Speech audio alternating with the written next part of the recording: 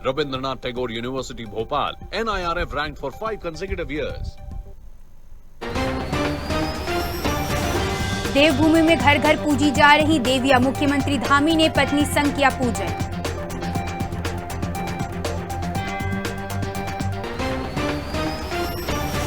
उत्तराखंड की राजधानी देहरादून में हजारों लोगों को मिलेगा अपना घर, 11,000 से अधिक ने किया आवेदन।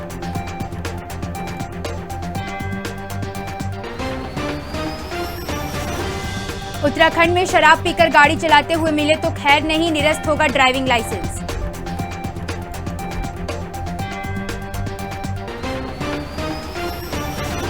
एनडी तिवारी और निशांक के कार्यकाल में उत्तराखंड आए थे रतन टाटा, नैनो कार का सपना यही हुआ था पूरा।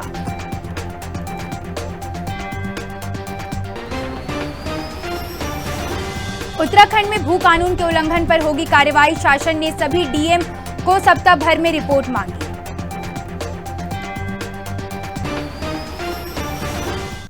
नमस्कार, खबर भारत 360 में आपका स्वागत है। मैं हूं माही सिद्दीकी और रुख करेंगे खबरों की ओर। रालोद के प्रदेश महासचिव परविंदर चौधरी को फर्जी तरीके से जमीन बेचने के आरोप में गिरफ्तार किया गया है। इस मामले में पार्टी के त्वरित कार्रवाई करते हुए उन्हें 6 साल के लिए निष्कासित कर दिया है। वहीं उत्तराखंड रालोद के मुख्य प्रवक्ता अनुपम खत्री ने बताया है कि जैसे ही पार्टी को इस प्रकरण की जानकारी मिली है, प्रदेश अध्यक्ष ने आपात बैठक बुलाकर चौधरी को निष्कासित किया है। उन्होंने स्पष्ट किया है कि पार्टी में किसी भी आपराधी प्रवृत्ति का लोगों में नहीं आवश्यकता नहीं है।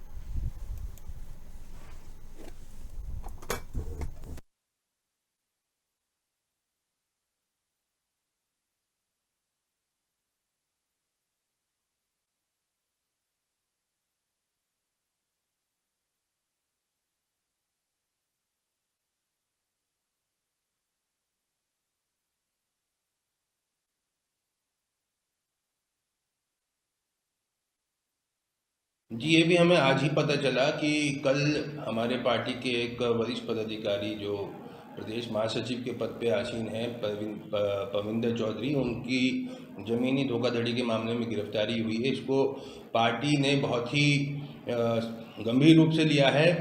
तत्काल प्रभाव में प्रदेश अध्यक्ष जी ने आपातकाल बैठक बुलवाई और सभी पदाधिकारी जो देहरादून में मौजूद थे उन लोगों की सबकी आपस में बैठक हुई और ये निष्कर्ष लिया गया है कि उनको सभी पदों से और साथ ही प्राथमिक सदस्यता से भी निष्कासित कर दिया गया है 6 वर्षों के लिए।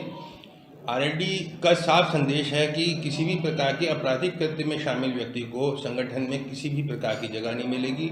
ये कृत्य उनके द्वारा निजी तौर पे किया गया है, इसका पार्टी से कोई लेना देना नहीं और न ही पार्टी इस तरह के मामलों में अपने किसी भी सदस्य का या पदाधिकारी का कभी साथ देती है। इसलिए आज ये सूचना जारी कर दी गई है। अध्यक्ष जी ने इसके लिए लेटर भी जारी कर दिया है और ये घोषणा कर दी गई है तत्काल प्रभाव में परविंदर चौधरी के सभी पदों से और प्राथमिक सदस्यता से उनको 6 साल के लिए निष्कासित कर दिया गया है, जिसकी सूचना राष्ट्रीय कार्यालय को भी प्रेषित कर दी गई है।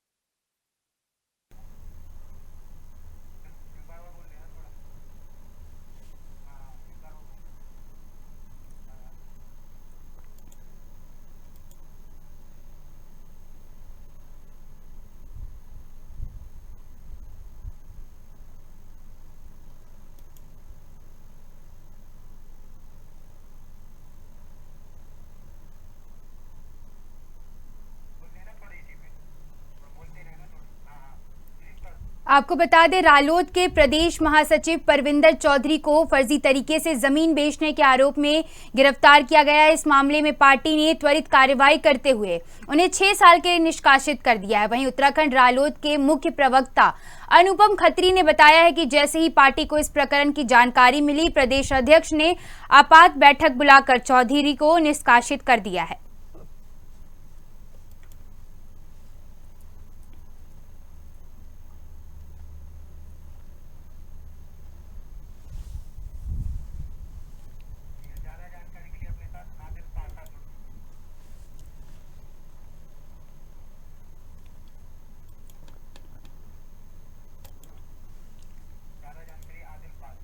इस खबर पर अधिक जानकारी के लिए हमारे साथ आदिल पाशा जुड़ चुके हैं। तो आदिल, बताइए, रालोद के प्रदेश महासचिव परविंदर चौधरी को फर्जी तरीके से जमीन बेचने के आरोप में गिरफ्तार किया गया था, तो इसके ऊपर क्या कुछ मामला बताया जा रहा है?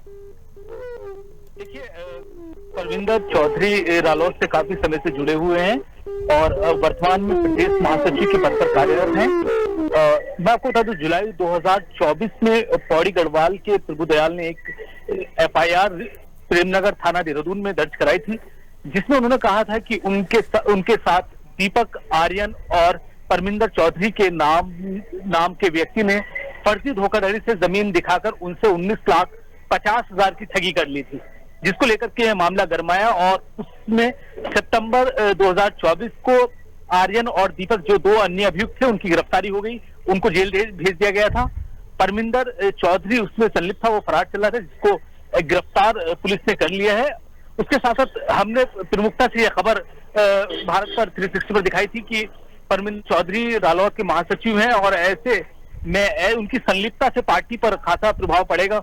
हमारी जब बात हुई रालोद के प्रदेश जो प्रवक्ता है, उन्होंने साफ कहा, जब उनसे हमने बताया कि आपका जो पार्टी पदाधिकारी है उसकी संलिप्तता है, उसकी गिरफ्तारी हुई है, तब उन्होंने तत्काल प्रभाव से प्रदेश अध्यक्ष जो राजेंद्र पंत हैं वो पहुंचे और उन्होंने तत्काल एक आपातकाल बैठक बुलाई और उसमें जो परमिंदर चौधरी को तुरंत जो पार्टी उनका पद था उससे निष्कासन किया। उसके साथ साथ पार्टी की जो सदस्यता थी 6 साल के लिए समाप्त परमिंदर चौधरी की कर दी गई।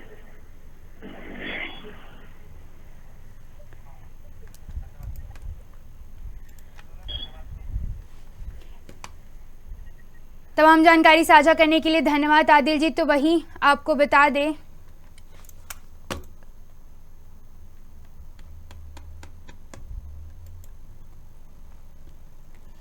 इस मामले में पार्टी ने त्वरित कार्रवाई करते हुए उन्हें 6 साल के लिए निष्कासित कर दिया है। वहीं उत्तराखंड रालोद के मुख्य प्रवक्ता अनुपम खत्री ने बताया है कि जैसे ही पार्टी को इस प्रकरण की जानकारी मिली, प्रदेश अध्यक्ष ने आपात बैठक बुलाकर चौधरी को निष्कासित किया था। उन्होंने स्पष्ट किया है कि पार्टी में किसी भी प्रकार के अपराधी प्रवृत्ति के लोगों की आवश्यकता नहीं है।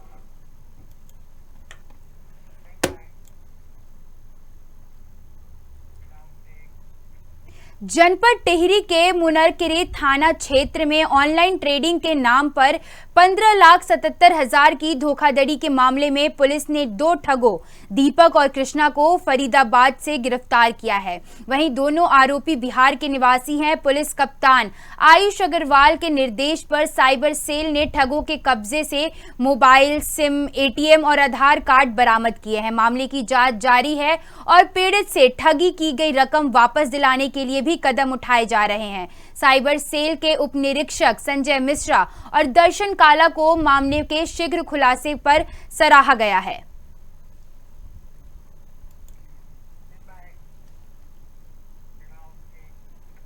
रानी पोखरी थाना पुलिस ने एक शराब तस्कर को गिरफ्तार किया है, जिसके कब्जे से 3 पेटी शराब बरामद की गई है। आरोपी की पहचान रवि चौहान निवासी श्यामपुर हरिद्वार के रूप में हुई है। पुलिस कप्तान अजय सिंह के निर्देश पर चलाए गए विशेष चेकिंग अभियान में संदिग्ध स्कूटी को रोका गया, जिसमें से शराब बरामद हुई। तस्करी में इस्तेमाल स्कूटी को सीज कर दिया गया और पुलिस ने मामले की अग्रिम जांच शुरू कर दी है।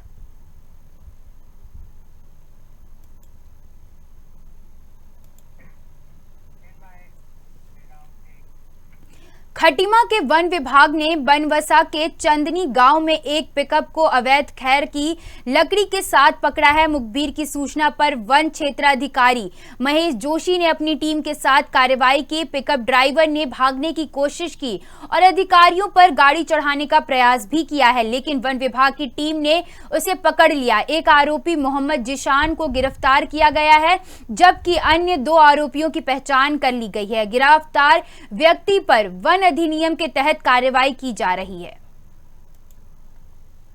1 बजे के आसपास सूचना प्राप्त हुई कि कोई एक गाड़ी खेरकी जाने वाली है, जिसका नंबर UP 26 AT 1873 है। तो हम लोगों ने द्वारा अपना टीम को तैयार करके जगह जगह पर एम्बुश करने की कोशिश की।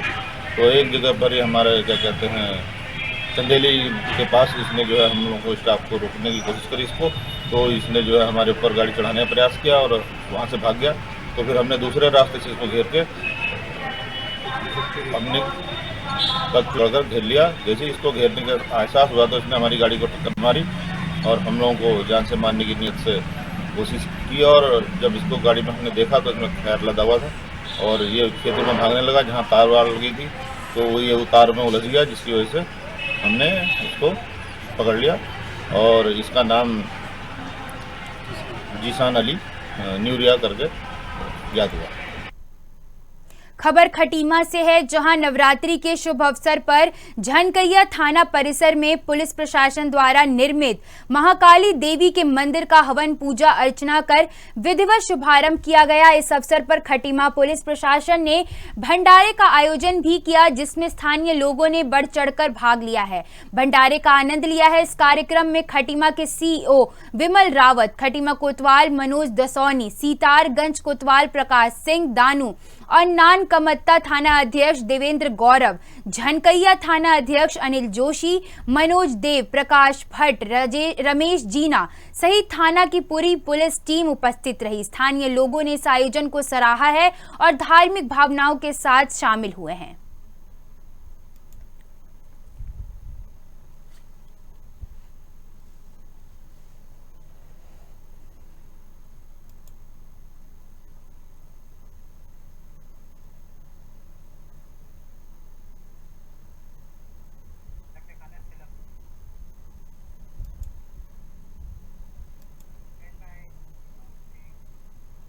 भतरौंज खान पुलिस ने अवैध मादक पदार्थ पर बड़ी कार्रवाई की है। पुलिस ने 11 किलोग्राम से अधिक गांजा बरामद कर 2 आरोपियों को गिरफ्तार किया है। वहीं गांजा तस्कर उस समय पुलिस के शिकंजे में फंस गया जब पुलिस ने गश्त के दौरान छोटी घट्टी तिराहे पर वाहनों की तलाशी ली। पुलिस ने आरोपियों के खिलाफ NDPS एक्ट के तहत मुकदमा दर्ज कर बाइक को सीज कर दिया है।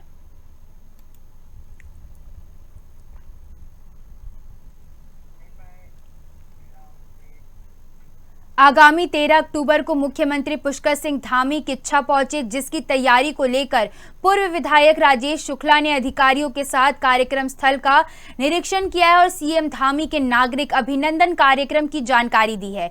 वहीं आगे कहा है कि प्रधानमंत्री मोदी ने उत्तराखंड में किच्छा के खुरपिया के प्रस्ताव को शामिल किया है। इसके लिए सीएम धामी कई महीनों से प्रयास में लगे हुए थे।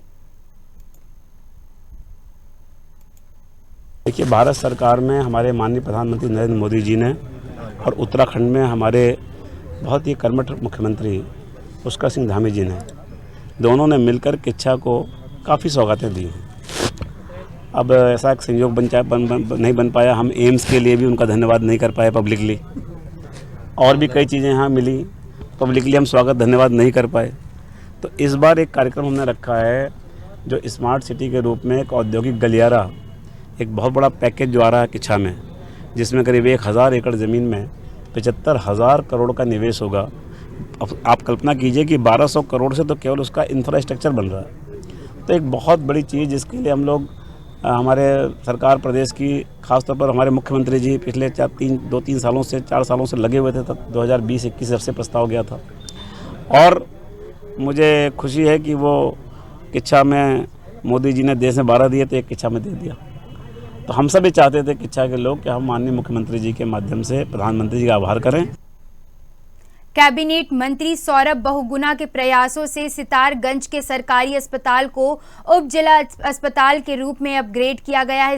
इस अपग्रेडेशन के तहत 65 नए पदों का सृजन किया गया है, जिसमें विशेषज्ञ डॉक्टर, सर्जन और नर्सिंग स्टाफ शामिल हैं। अब 90 बेड के अस्पताल में स्वास्थ्य सुविधाएं बेहतर होंगी, जिससे स्थानीय लोगों को चिकित्सा सेवाओं के लिए अन्य शहरों में जाने की जरूरत नहीं पड़ेगी।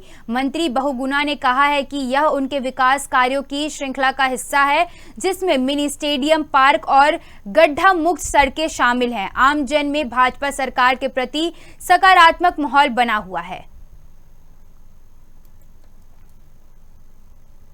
पेयजल विभाग से उनका टेंडर भी लग चुका है। नगर पालिका क्षेत्र में जब से हमारा प्रशासक बैठा है, जब से प्रशासक ने कंट्रोल लिया, तब से लगभग 1 साल हुए। एक साल में, पिछले 1 साल में हमने 8 करोड़ 58 लाख 92 हज़ार रुपए की रोडें नगर पालिका में स्वीकृत कराई है, जिससे विभिन्न 13 वार्डों में विकास के कार्य धरातल पर उतारे गए।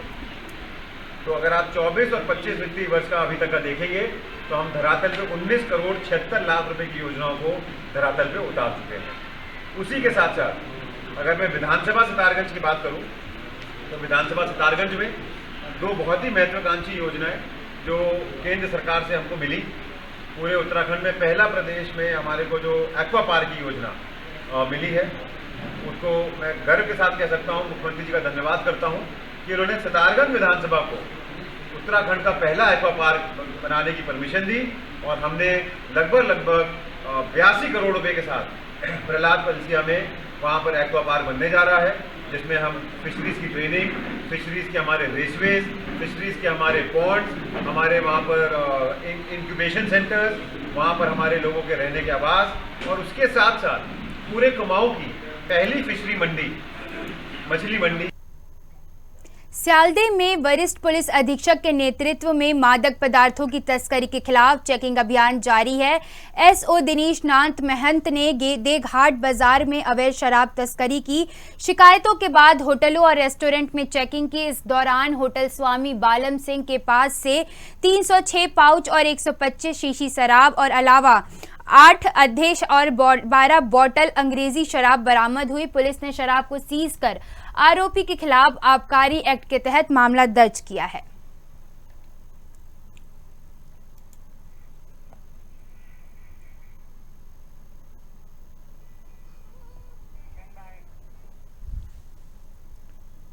बद्रीनाथ धाम में मां तिला भराड़ी जी के मंदिर में जय मां नंदा सेवा समिति बामनी गांव के सदस्यों ने एक विशाल भंडारे का आयोजन किया। इस अवसर पर समिति के सदस्यों ने सर्वप्रथम मां तिला भराड़ी जी मंदिर में विशेष पूजा अनुष्ठान का आयोजन किया। तत्पश्चात सभी तीर्थयात्रियों को महाप्रसाद के साथ साथ भंडारे की उचित व्यवस्था की गई।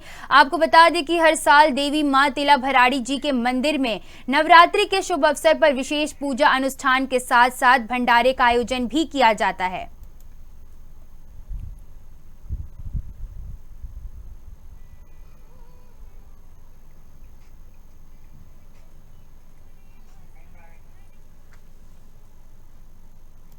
दुकानदारों की मनमानी और ग्राहकों को सामान देते समय वजन में गड़बड़ी करने वाले दुकानदारों के खिलाफ विधिक माप विज्ञान विभाग ने समय समय पर छापेमारी की जा रही है। संयुक्त नियंत्रक गोविंद सिंह ने बताया कि उनकी टीम शिकायत मिलने पर त्वरित कार्रवाई करती है। उन्होंने बताया कि सितंबर तक उनकी टीम ने 5295 छापे मारे, जिसमें 1361 मामलों को दर्ज किया गया और लगभग 82 लाख रुपए की वसूली की गई। गोविंद सिंह ने कहा है कि विभाग में शिकायत करने के कई तरीके हैं, जिसमें NCH पर शिकायत करने का विकल्प और एक टोल फ्री नंबर भी शामिल है। इस प्रकार की कार्रवाई से ग्राहकों के अधिकारों की रक्षा सुनिश्चित करने का प्रयास किया जा रहा है।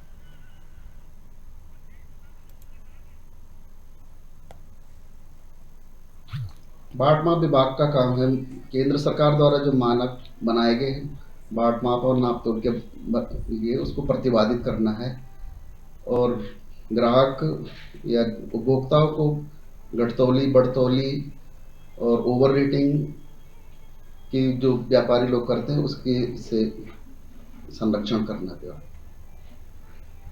इसका विभाग का अगर इस प्रकार की कोई शिकायतें हैं तो विभागीय टोल फ्री नंबर 1800-180-4296 में शिकायत कर सकते हैं। इसके अलावा नेशनल उपभोक्ता फोरम का नंबर NCH पोर्टल की उस पर शिकायत कर सकते हैं और मेरे पर्सनल नंबर है जो 9389290779 पे शिकायत कर सकते हैं।